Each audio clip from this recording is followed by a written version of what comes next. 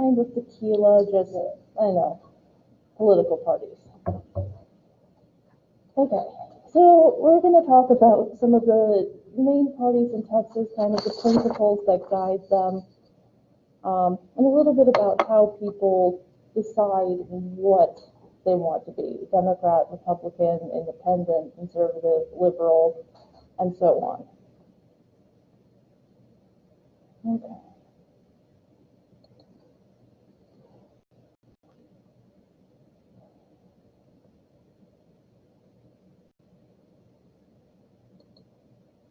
Alright, so if you're not familiar, political parties are essentially an organization whose goal is to get into office. Basically, their goal is to get their members elected so they can control the policy, so they can determine what the policy in Texas will be on abortion or healthcare or immigration.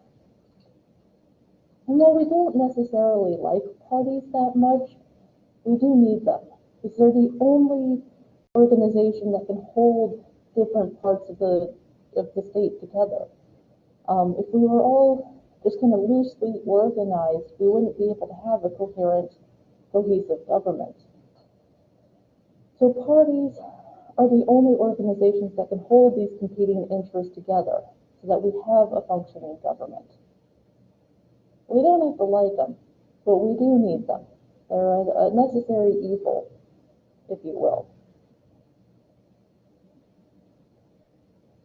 You'll also see ideology being tied into the parties as well. Your beliefs, your values. Should the government be big or small? Should abortion be legal or not? Should we reform the healthcare system, raise the minimum wage, and so on? And ideology also includes things like how the government should be regulating the economy. You get people like Bernie Sanders on one hand saying we need more government oversight, and then you get some Republicans on the other hand who say government needs to stay out of the marketplace. And here in Texas, it does tend to be a division between conservatives and liberals. Obviously, moderates come into play as well, but when we're talking about the locked-in ideologies, people usually identify as liberal or conservative.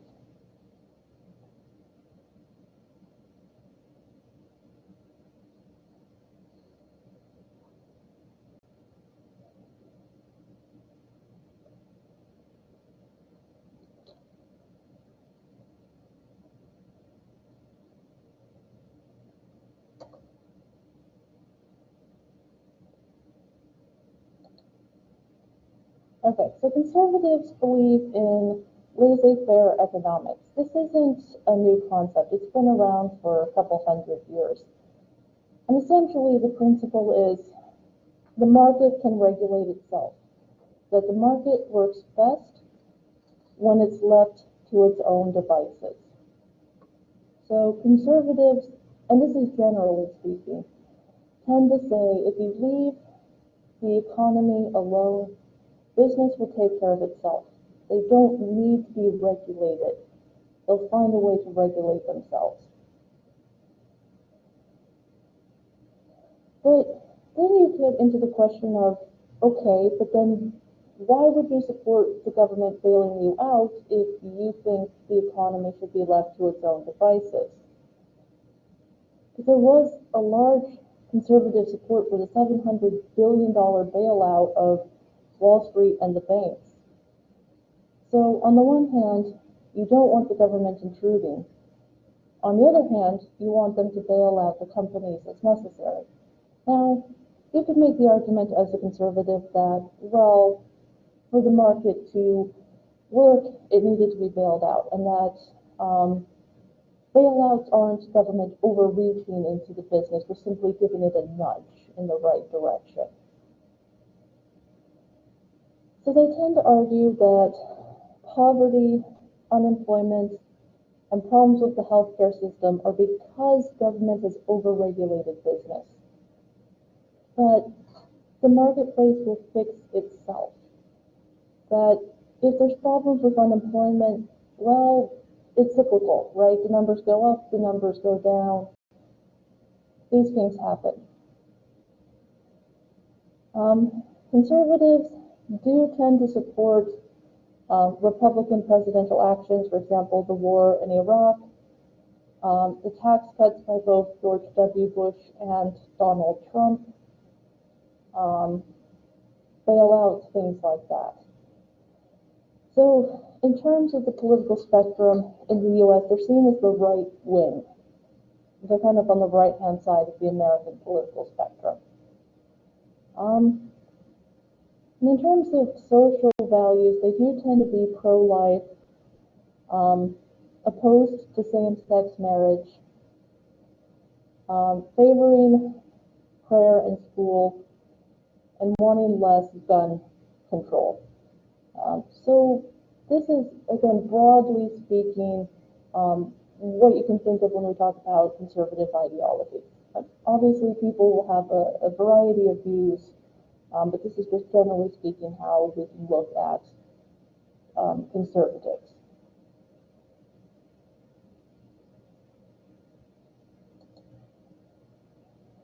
Okay, liberalism, on the other hand, liberals tend to see more faith in the government to be able to regulate the economy fairly. Essentially, liberals would argue that economic problems are a failure of the marketplace.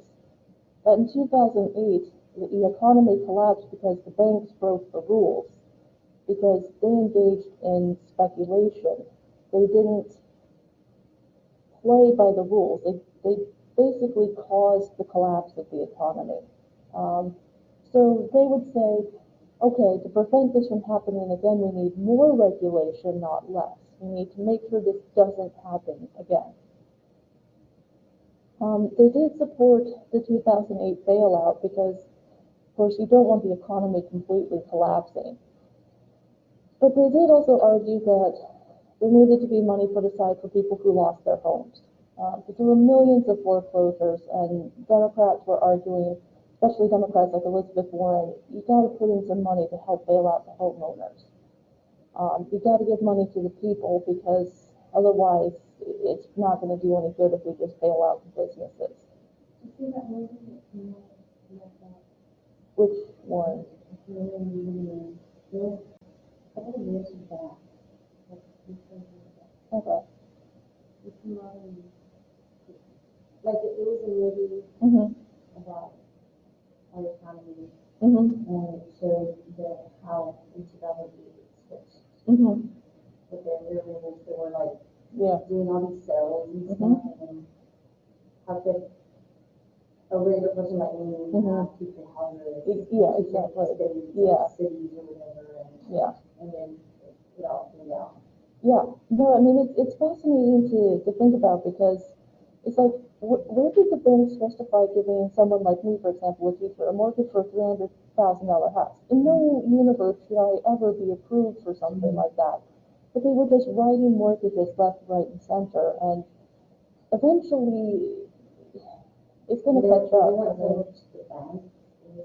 Mortgage companies like Fannie, Freddie Mac, Fannie Mae, That's who made the banks. Also, companies like Lehman Brothers and others, yes.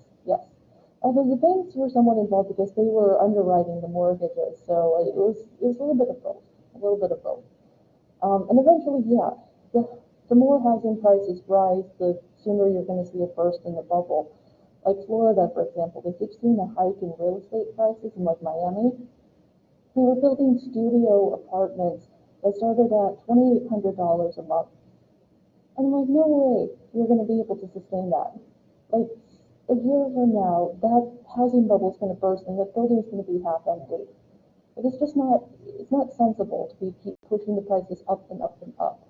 But they do that. Okay, so liberals tend to support Democratic presidential actions, like bailing people out in 2008, the Affordable Care Act, things like that. They do tend to be pro-choice, to support same-sex marriage, favoring gun control, things like that. Democrats supported President Clinton dropping bombs on Iraq in 1998, but then opposed the war in Iraq in 2003. And so they're seen kind of as the left wing of the spectrum. Keep in mind, our political spectrum is severely narrow compared to globally. Like globally, Democrats would be towards the middle, and Republicans would be to the slight right, but not that far right. Our spectrum's a little skewed.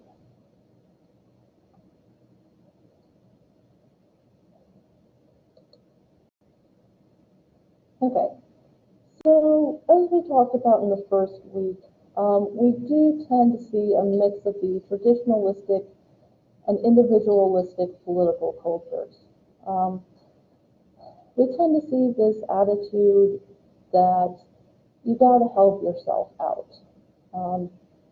Not a lot of support for spending money on welfare. Not a lot of support for more spending on the arts, entertainment, things like that. A very strong attitude of you do your thing, I'll do mine, and we leave each other alone. There doesn't also tend to be a lot of support for strong government. We don't want to give the governor more power. We don't want the legislature to meet every year, because that would make them a stronger government.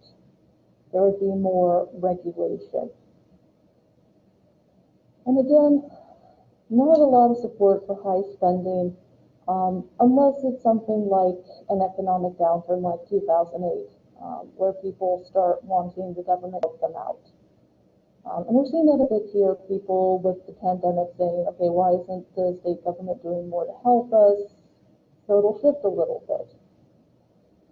In 2012, they did a survey and found that 42% of Texans identified as conservative, 39% as moderate, and 18% is liberal. So, broadly speaking, we don't tend to see liberalism as a major ideology in Texas. But it is pretty evenly split between moderates and conservatives, which is why, if you notice, you don't tend to see too many liberal Democrats running for office outside of the big cities, right? They're mostly moderate or even conservative Democrats.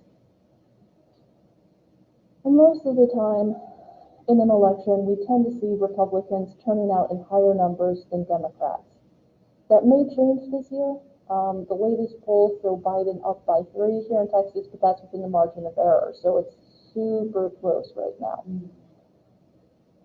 And your ideology can be mixed. You can be politically liberal and economically conservative, or vice versa.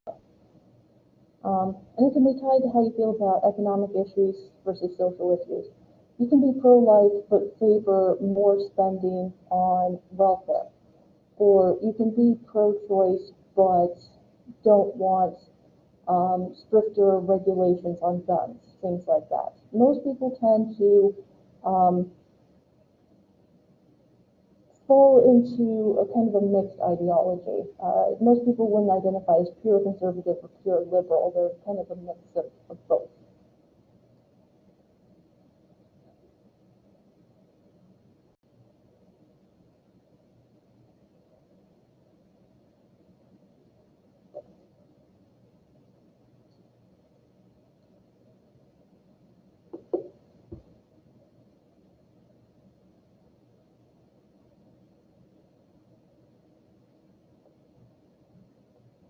So I don't know if you've noticed that there's already Biden ads being run here in Texas. He's actually spending some money here this time around, so it'll be interesting to see. Yeah.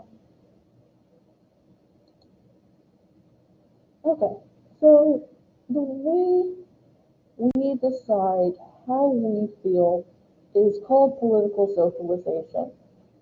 This is where we determine what our attitudes, values, and beliefs are. How we decide if we're liberal or conservative, Democrat or Republican. And of course, the biggest influence is your family. If you're raised in a liberal family, you're more likely to be liberal. If you're raised in a conservative family, you're more likely to be conservative. And this can be both consciously and unconsciously.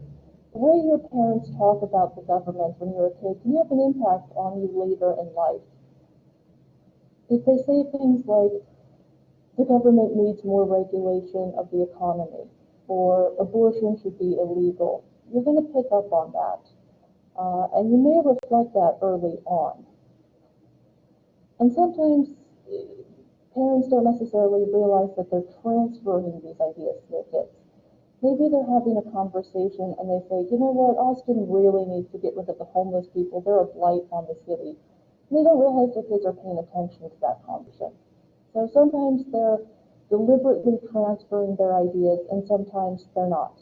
The kids pick up on what you say, right? I mean, I'm not a parent, but I'm pretty sure when they're little, they pick up on pretty much everything you say. Yeah. So this means your attitudes can be slow to change.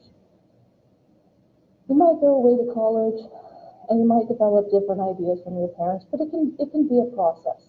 It can take a while. There's been studies done where they found that children of white supremacists, if they go to college and they interact with minorities, start to form an identity away from their parents. Start to see a little bit of a shift in the attitude. Recent studies done on young LGBT individuals, if they move away from a conservative area, go to college and start to find their identity, that can also play a role. So exposure to different ideas can cause your attitudes to change. But it can be slow. It can take a while for people to feel like, you know what, I don't necessarily support this. I'm not so sure how I feel about this particular issue.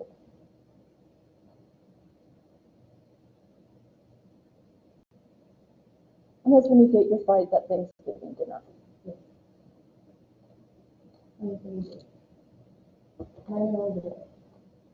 Sorry, what? There you go. Yeah.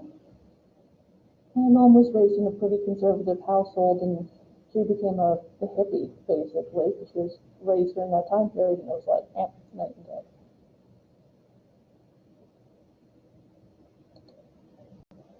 Okay, so other than family, you can also be influenced by your religion.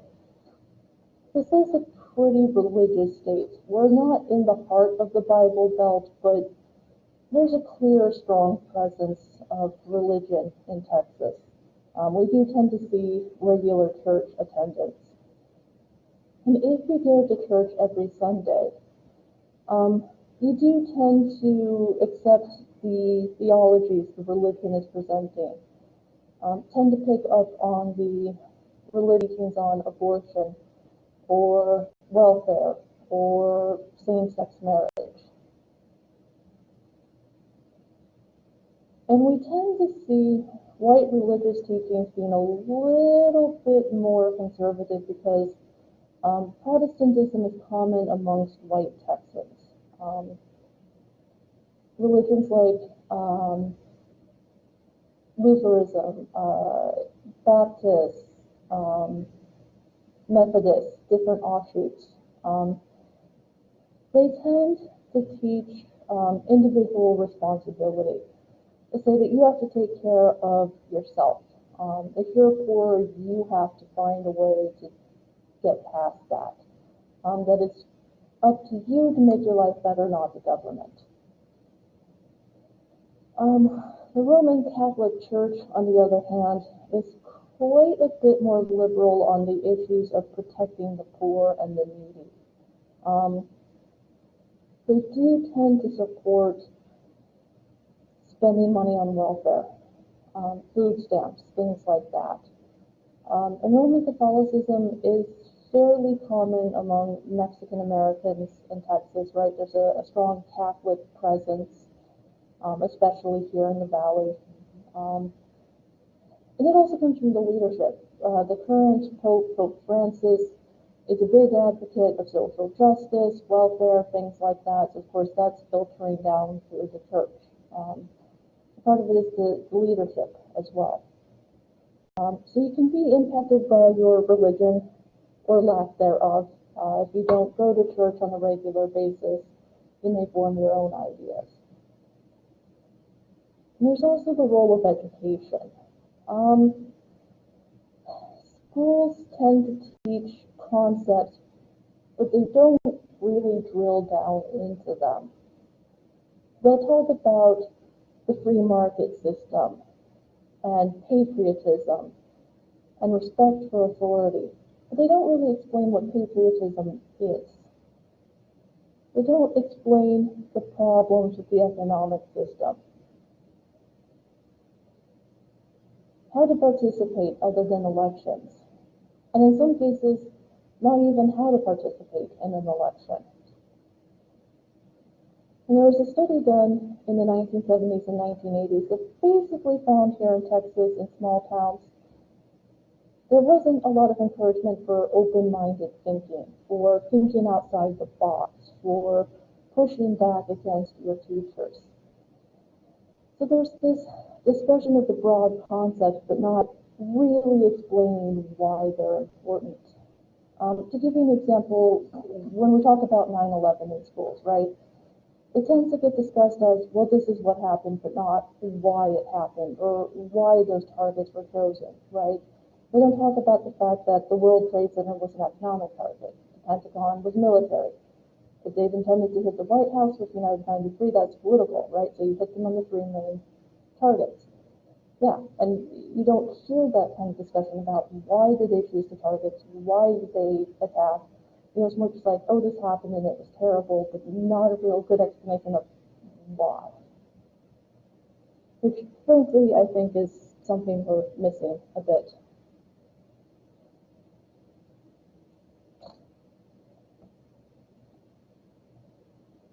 And also a lack of creative thinking. Not as much emphasis on the arts in some school districts, not as much emphasis on creative writing or theater or things like that.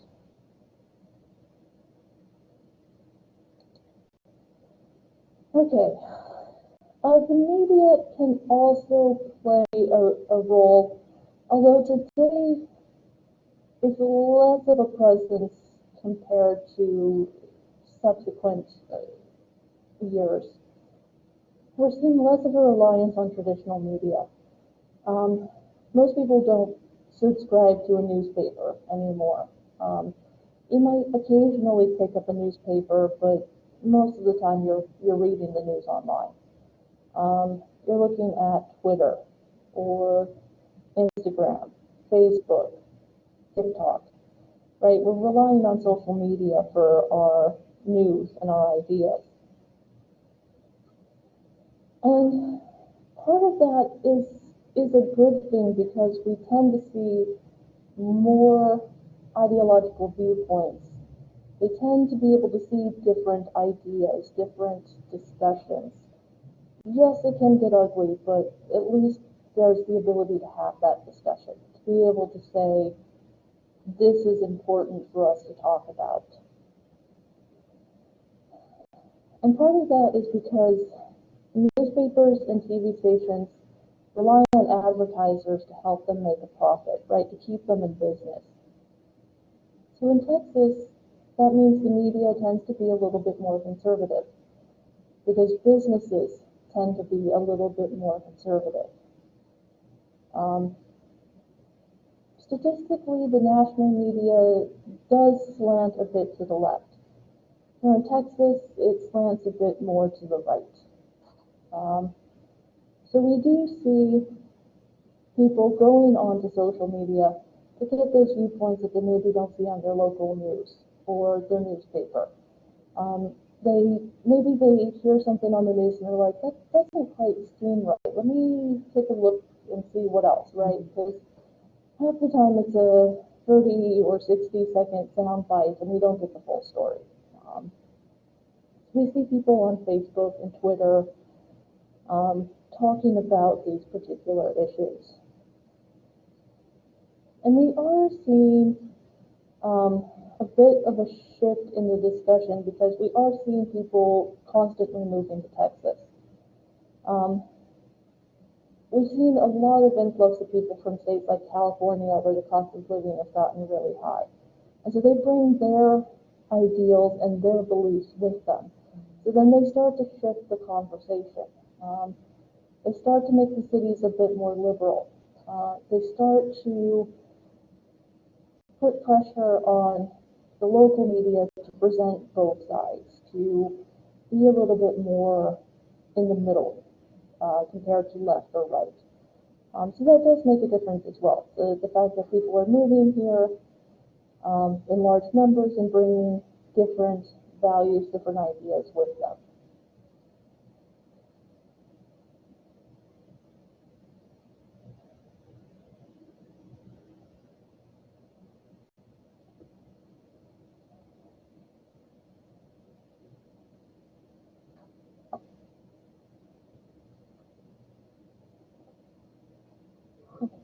Any questions online before we move on?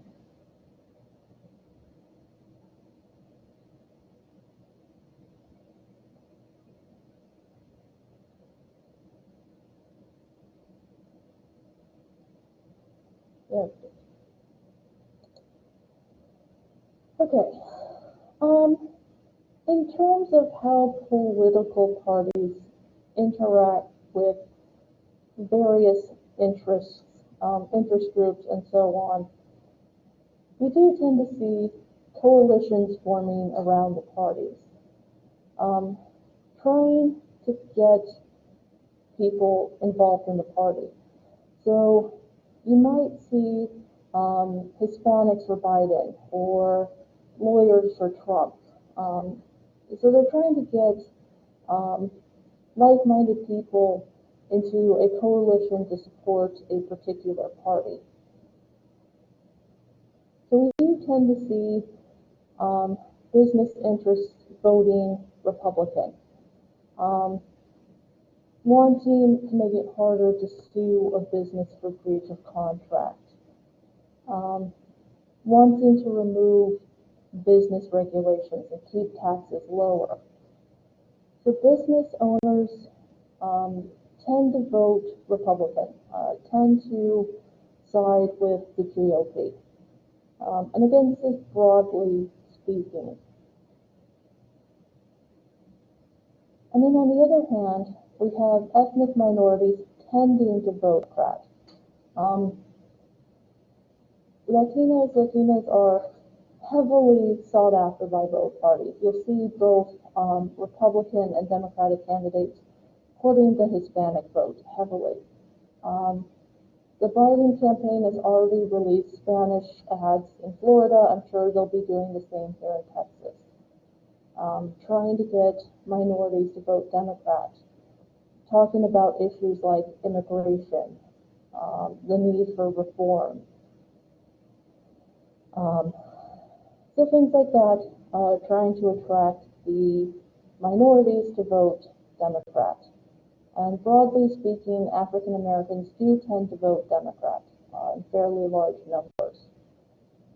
But if you have a competing interest or competing identity, this can cause some uncomfortable thinking, some discourse, right? Because on the one hand, let's say you're a doctor. Okay, you're probably going to want to vote Republican because you want to keep medical malpractice down. On the other hand, if you're Hispanic at the same time, and Trump makes some of the comments that he does, you may not want to vote Democrat. So then it becomes a matter of which interest takes priority, business or personal. And that may change from election to election. This time around, maybe that doctor will vote Democrat, and then in 4 years, she'll vote Republican. There's going to be a matter of which priority is the most important, and that's a very difficult decision. It causes some conflict and interest, especially if you say you're going to vote Republican and your family's like, but we're all voting Democrat, then you might face some extra pressure there as well. And of course, coalitions, they're going to shift all of the time. The parties that we see today are not the same as they used to be. Democrats used to be more conservative and Republicans more liberal. Obviously, that's not the case anymore. Republicans used to attract minority voters, not as much anymore. Democrats used to control the South, again, not so much anymore.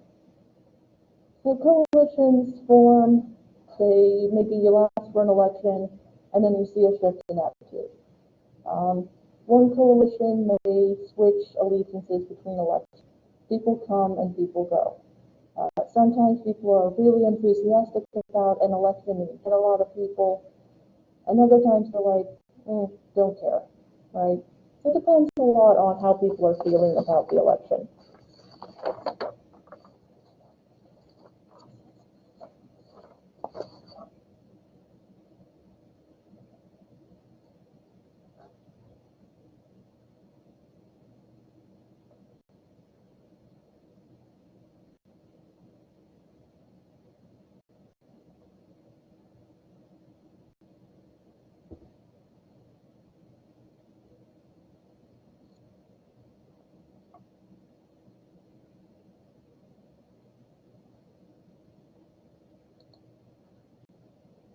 Okay, so originally the state was entirely dominated by the Democrats.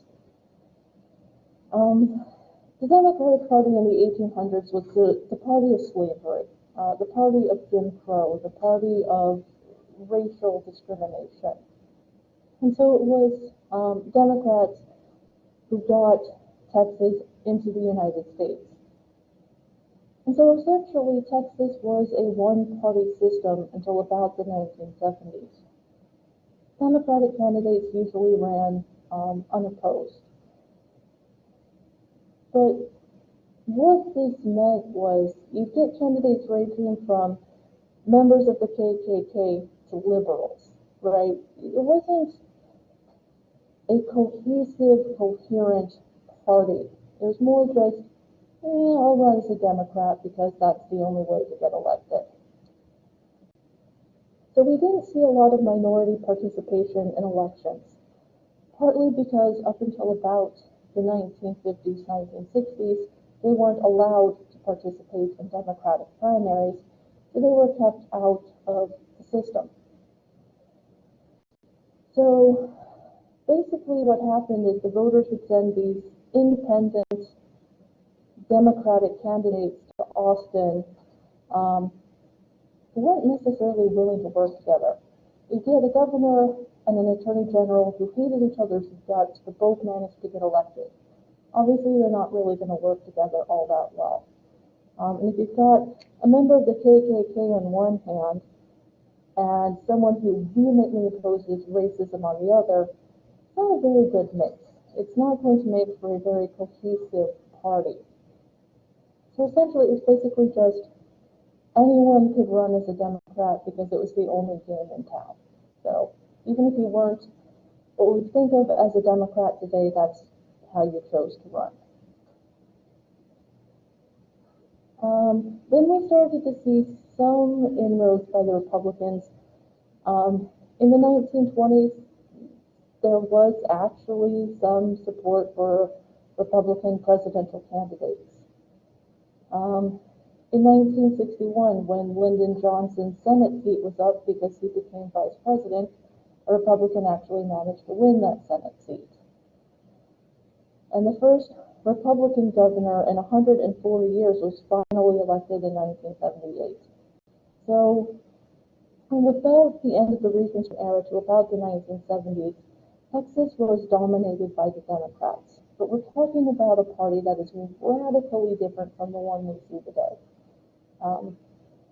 The civil rights movement essentially flipped the parties. Because Republicans used to control the North and Democrats the South. Now we've kind of seen that flip since the 1960s, that change in attitude, change in parties. So what we're talking about here is not the same parties that we had post-1965.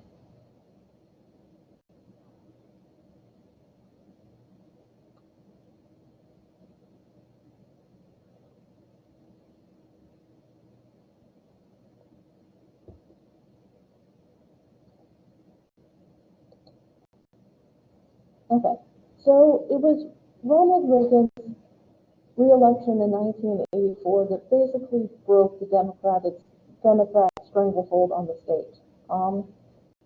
Republican candidates basically got on board with Reagan and managed to ride his coattails to victory. The use of the evangelical vote helped push Republicans into the state government, helped them make this a two-party state, make it competitive for a brief period of time.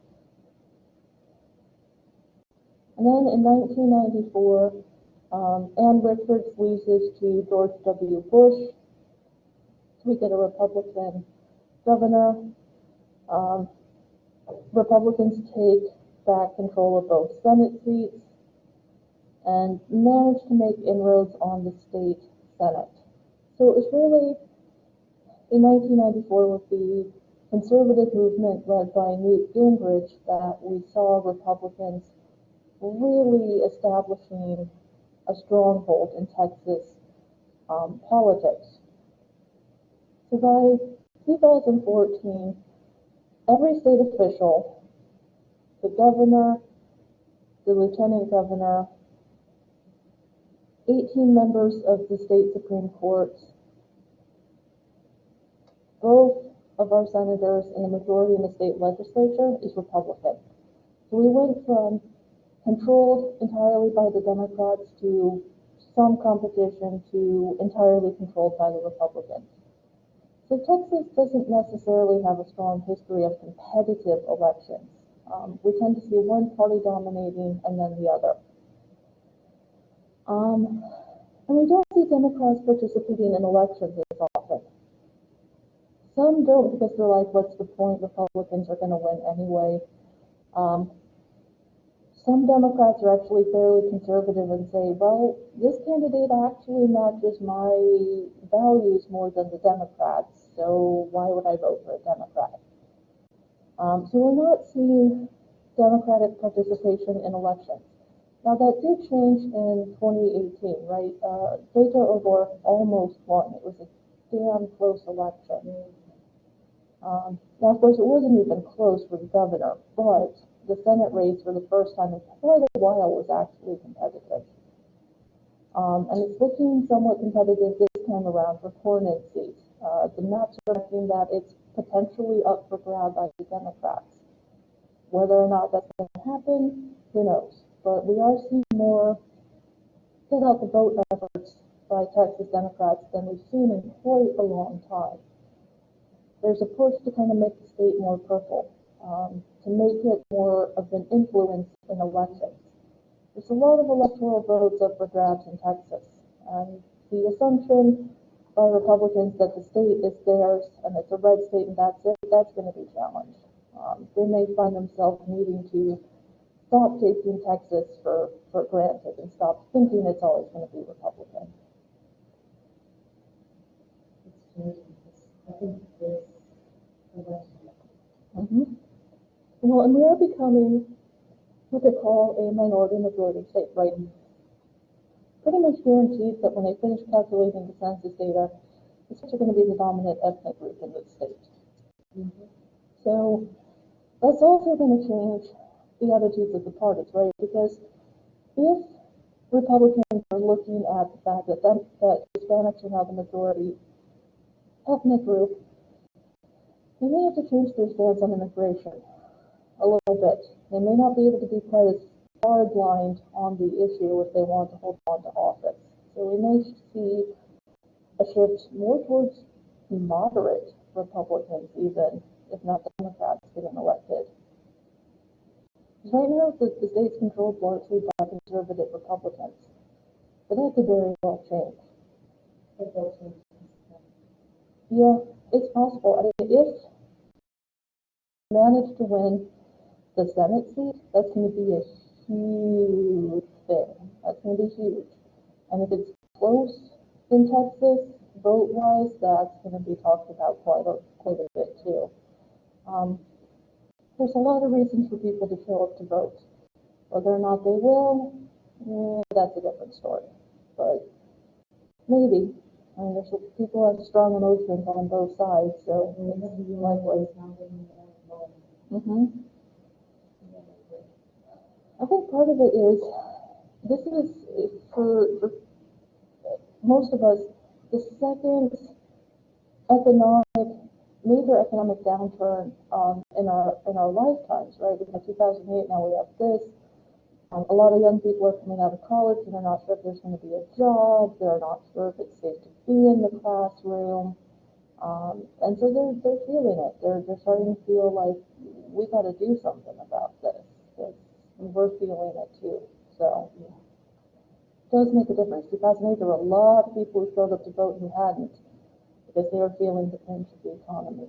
So that may facilitate people actually showing up to vote. Yes, I think so. Now, who that is, that's a different matter. I think a lot more younger, the younger generation. Those coming out of high school, those coming out of 2 years in college. Yeah. I think they will too if they show up. I mean, the problem is getting them out to the polls is tricky. Well, and also, sometimes it's the colleges themselves. Like where I did my undergraduate at Western Illinois University, the town didn't want the college students to be involved in local elections, so they split the college up into different precincts. So if you were in one dorm, you were in one precinct, a different dorm, a different precinct, and there were no polling places on the campus. So they were making it harder for the students to vote. So we finally got tipped off enough and pushed back, and in 2000 we did a major get out the vote thing. And there were actually lines to vote, and people got ticked off enough that they had to wait in line with the students, that they finally put a polling place on campus. I think that's the best thing, though. Yeah. Yeah. Well, that would have made sense in the first place, right? You've got like 10,000 students on campus. Why wouldn't you just put a polling place on campus? But they didn't want to do that. Yeah. They should. They should also set up a special shuttle on election day to take people to the polls if they're gonna split them into different like polling places for the sake of making it easier. Set up a special shuttle bus. Take students over to vote. You know, make it easier, not harder. Yeah. I think it should be. Yeah. Also, excuse your students from class if it's election day and they're trying to vote. Right? If you're like, oh, I can't miss class, cut them a break. You know, let them vote. If they're going to be in line, let them vote. Yeah.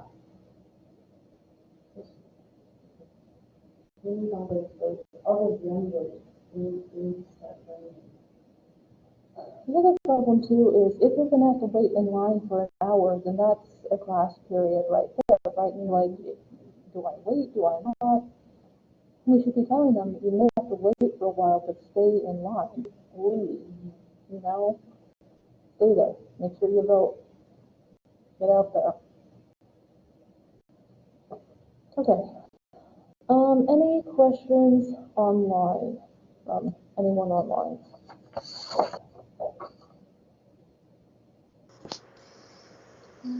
No, I don't have any questions. Okay. Looks like everyone's good. Okay. Go ahead and